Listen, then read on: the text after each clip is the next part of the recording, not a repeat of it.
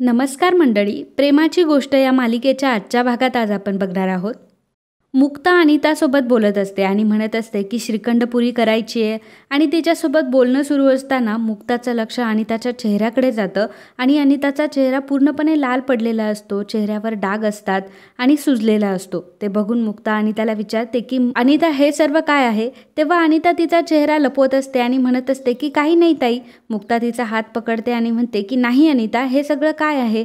तेव्हा अनिता तिला सांगते की अहो काही नाही, मी घरामध्ये पडले ना त्यामुळे जरा झालंय. मुक्ता म्हणते की मी पण एक बाई आहे, ते पडल्यानंतर कसा चेहरा होतो आणि कोणीतरी मारल्यानंतर कसा चेहरा होतो ना हे मला चांगलंच माहिती आहे. आणि मग अनिता मोठमोठ्याने रडू लागते. कार्तिक त्या दोघींची ही गोष्ट ऐकत असतो. मुक्ता म्हणत असते की चल आत्ताच्या आत्ता आपण हॉस्पिटलमध्ये जाऊयात आणि तुझ्या नवऱ्याची पोलीस कंप्लेंट देखील करूयात. तर अनिता मात्र त्या गोष्टीसाठी तयार नसते. तेवढ्यातच इंद्रा तिथे येते आणि म्हणते की काय चाललंय तुमचं, कामधंदे आहे की नाही सकाळी सकाळी तुम्हाला, आज सण आहे. आणि काय ग अनिता, तू 15 दिवसापासून कुठं होती, एवढी 15 दिवसाची सुट्टी घेतली तू. तेव्हा मुक्ता तिला म्हणत असते की अहो मम्मी, अनिता आहे ना, अनिताला तिच्या नवऱ्याने बघा किती मारलंय आणि किती अन्याय करतोय तो तिच्यावर, त्यामुळे ती 15 दिवस आली नव्हती. मुक्ता अनिताला म्हणत असते की अनिता चल आपण आत्ताच्या आत्ता पोलीस कंप्लेंट करूयात. तर इंद्रा मुक्ताला म्हणते की काय ग, तुला काय सगळ्या जगाचं पडलेलं असतं का आणि तुझा काय संबंध तिच्या नवऱ्याची पोलीस कंप्लेंट करायचा. तिला जे काय करायचं आहे ना ते करू दे, तू नको ह्या सगळ्या गोष्टींमध्ये पडू. मुक्ता आता शांत बसते. तेवढ्यातच कार्तिक तिथे येतो. कार्तिक म्हणतो की अहो आई, असं कसं करून चालेल. हे बघा, एका स्त्रीवर अन्याय होतो ना, ही गोष्ट मी कधीच सहन करू शकत नाही. आणि बघा अहो त्या अनिताला किती मारलंय. आणि एका स्त्रीवर आपल्या घरामध्ये अन्याय होणं अजिबात चांगलं दिसत नाही. एखाद्या स्त्रीवर अन्याय होत असेल आणि नुसतं जर बघत बसलो ना तर तो सुद्धा एका प्रकारचा अन्यायच आहे. आणि जर माझ्या बहिणीवर ही गोष्ट आली असती तर, माझ्या बहिणीवर ही वेळ आली असती तर, किंवा या घरातल्या एखाद्या व्यक्तीवर ही वेळ आली असती तर आपण काय केलं असतं. आपण असंच गप्प बसलो असतो, आपण पोलीस स्टेशनमध्ये गेलो नसतो का. परंतु आज ही अनितासुद्धा माझ्या बहिणीसारखीच आहे ना. आणि त्यामुळे मी ठरवलं आहे की माझा एक मित्र आहे पोलीस, त्याची मदत घेऊन मी हिच्या नवऱ्याकडे बघतो. तिच्या नवऱ्याला चांगला दम दिला ना तो बरोबर वठणीवर येईल. कार्तिक हे सर्व मुद्दाम करत असतो कारण त्याला मुक्तावर इम्प्रेशन पाडायचं असतं. त्याला मुक्ताला दाखवायचं असतं कशा प्रकारे मी एवढा स्त्रियांचा आदर करतो आणि मी कशा प्रकारे एक चांगला माणूस आहे हे त्याला मुक्ताला दाखवून द्यायचं असतं. म्हणून तो हे सगळं नाटकं करत असतो. इकडे सावनी ही सागरला कॉल करते आणि मुद्दाम आदित्यसमोर कॉल स्पीकरवर ठेवते आणि सागरसोबत बोलत असते आणि म्हणत असते की सागर, आज आदित्यला सुट्टी आहे, त्यामुळे आदित्यची अशी इच्छा होती की त्याला सईला भेटायचं होतं, त्यामुळे तू सईला घेऊन येशील का. सागरला सावनीचा राग येतो आणि सावनीला तो म्हणत असतो की नाही, मी माझ्या सईला अजिबात तिकडे पाठवणार नाही. तेव्हा आदित्य फोन घेतो आणि म्हणत असतो की पप्पा प्लीज सईला इकडे घेऊन ये ना, आपण छान मज्जा करूयात. सागरला खूप राग येतो कारण सावनीने फोन स्पीकरवर ठेवलेला असतो आणि आदित्यने ती गोष्ट ऐकलेली असते. त्यामुळे सागर आदित्यला म्हणतो की हो आदित्य बाळा, तू जर सईला मला तिकडे घेऊन यायचं असेल तर मला मुक्ताची एकदा परमिशन घ्यावी लागेल, कारण मुक्तासुद्धा तिची आई आहे ना. आता ही सगळी गोष्ट मुक्ताने ऐकलेली असते. ची परमिशन घ्यावी लागेल असं म्हटल्यावर आदित्य लगेच तिथून निघून जातो कारण आदित्यला खूप राग आलेला असतो. सावनी फोन घेते आणि म्हणत असते की अरे आदित्य गेलासुद्धा, तू मुक्ताचं नाव घेतलंस आणि बघ आदित्य गायबसुद्धा झाला. तर सावनीवर खूप ओरडत असतो आणि म्हणत असतो की मला माहिती आहे ना तू हे सगळं मुद्दाम करतीयस. मुक्ता सागरला म्हणते की सागर, मी सगळं ऐकलंय आणि तुम्ही सईला घेऊन जाऊ शकता.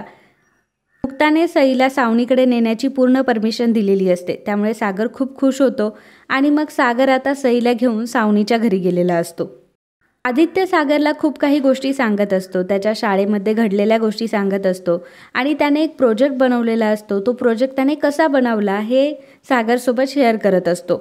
तर सागरला मात्र आदित्यचं खूप कौतुक वाटत असतं. तो म्हणत असतो की बापरे आदित्य, तू एवढा छान प्रोजेक्ट बनवलास.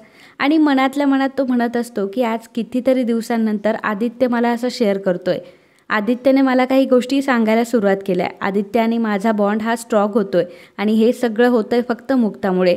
मुक्ताने एवढं सगळं केलंय माझ्यासाठी. खरंच मी मुक्ताला जितकं थँक्यू म्हणेल तितकं कमी आहे. इकडे सावनी ही सईला लाडीगोडी लावण्याचा प्रयत्न करत असते आणि सावनी सईला म्हणत असते की अगं सई, खा ना, तुला काय खायचं आहे, हे बघ मी तुझ्यासाठी पास्ता बनवला आहे, हॉट चॉकलेट आहे, काय खातेस. तर सई म्हणत असते की नाही, मी यातलं काहीच खाणार नाही, कारण मुक्ताईने सांगितलंय की बाहेरचं काहीच खायचं नाही म्हणून. आणि बाहेरचं जर खाल्लं तर पोट खराब होतं. तर सावनी म्हणत असते की अगं बाहेरचं कुठलं आहे, खा ना, त्याला काय होतं, चांगलंच आहे की पास्ता वगैरे. सई मात्र खाण्यासाठी पूर्णपणे नकार देत असते. सावनी म्हणते की सई मग तुला हवंय तरी काय. सई म्हणते की तू माझ्यासाठी आलू पराठा करतेस का. सावनी म्हणते की आलू पराठा आणि मी, आणि विचार करत असते की बापरे, ह्या आलू पराठ्याच्या नादामध्ये माझे सगळे नेल एक्सटेन्शन खराब होऊन जाणार. सागर तिथे येतो आणि सावनीला म्हणत असतो की काय मग येतो का तुला आलू पराठा बनवता.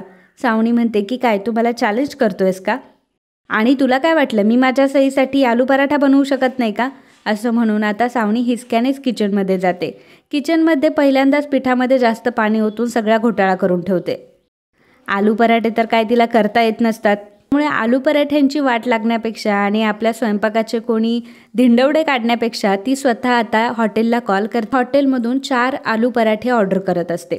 ती गोष्ट सागर ऐकतो. सागर सावनीला म्हणत असतो की काय आलू पराठे ऑर्डर करतेस का, मग सईला तू बनवले असं म्हणून वाढणार ना.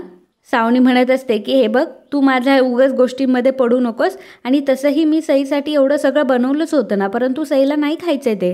सागर म्हणतो की हो का, तू एवढं सगळं बनवलं होतं का, मला नाही वाटत की तू सईसाठी एवढा एफर्ट घेशील, त्याच्यामुळे तुझं हे खोटं बोलणं ना तुझ्याकडेच ठेव. त्यानंतर इकडे कार्तिकने अनिताच्या नवऱ्याची पोलीस कंप्लेंट केलेली असते. त्यामुळे अनिता ही घरी आलेली असते आणि अनिता मुक्ताला म्हणत असते की मुक्ता वहिनी, तुम्हाला माहिती आहे का काय झालं, आज माझ्या नवऱ्याने माझी माफी मागितली. आज कार्तिक साहेबांनी माझ्यासाठी खूप काही केलं आहे. कार्तिक साहेबांचा मित्र घरी आला होता आणि त्याने जेव्हा माझ्या नवऱ्याला धमकी दिली तेव्हा माझा नवरा खूप घाबरला आणि तो कधीही दारू पिणार नाही असंही त्याने सांगितलं.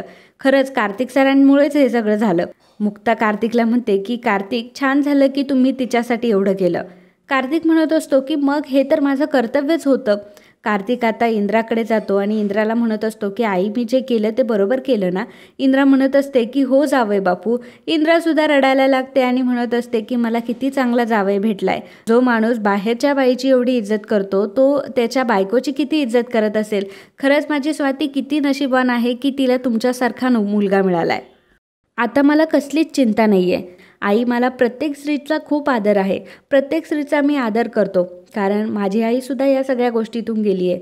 माझ्या आईलासुद्धा माझे वडील मारत होते, तिला मारहाण करत होते, तिला त्रास देत होते. त्यामुळे तो त्रास मी माझ्या डोळ्यांनी बघितला आहे. आणि परत जर कुठल्या माऊलीवर असा त्रास झाला, परत जर कुठल्या माऊलीला असा त्रास सहन करावा लागला तर मी मात्र माझ्या डोळ्यांनी बघू शकत नाही. आणि म्हणूनच मी अनिताची मदत केली आणि अनिताच्या नवऱ्याला धडा शिकवला. सुद्धा असं वाटत असतं की बापरे, कार्तिकने खरंच खूप चांगली गोष्ट केली आहे. आणि मग कार्तिकने तिच्यासोबत जो काही वागलेला असतो ती गोष्ट ती क्षणामध्ये विसरून जाते. आणि खरं तर कार्तिकचा हाच प्लॅन असतो. तर मित्रांनो, आजचा हा भाग इथेच संपतो. पुढील भागात आपल्याला बघायला मिळणार आहे. मुक्ताने सईला कॉल केलेला असतो आणि सई मुक्ताला म्हणत असते की तुला कसं काय कळलं की मला आलू पराठे खायचं मन झालं होतं. तेव्हा मुक्ता तिला म्हणत असते की अगं, मी तुझी आई आहे. तर नाही, मुक्ताला जी चिठ्ठी लिहिलेली असते ती चिठ्ठी मुक्ताने वाचलेली असते आणि त्यामध्ये लिहिलेलं असतं की मी जे काही केलं आहे त्यात तुम्ही मला माफही करू नका आणि हीच माझी शिक्षा असेल. मुक्ताचं प्रतिबिंब तिला सांगत असतं की त्याच्या गोड बोलण्याला उगाच फसू नकोस हा. मुक्ता म्हणत असते की हो, पण त्यांनी जे काही केलं ते शेवटी आधीसाठीच केलं ना. तेव्हा मुक्ताचं प्रतिबिंब तिला म्हणत असतं की मग आधीसाठी प्रेमाचं खोटं नाटक करायची काय गरज होती. त्याने कधी केला का तुझा विचार. मी फक्त सांगायचं काम केलंय, आता निर्णय मात्र तुला घ्यायचा आहे. तर मित्रांनो, असेच प्रेमाची गोष्ट या मालिकेचे डेली अपडेट बघण्यासाठी आत्ताच आपल्या चॅनलला सबस्क्राईब करा. आणि हा व्हिडिओ तुम्हाला आवडला असेल तर व्हिडिओला लाईक आणि कमेंट करायला विसरू नका. धन्यवाद.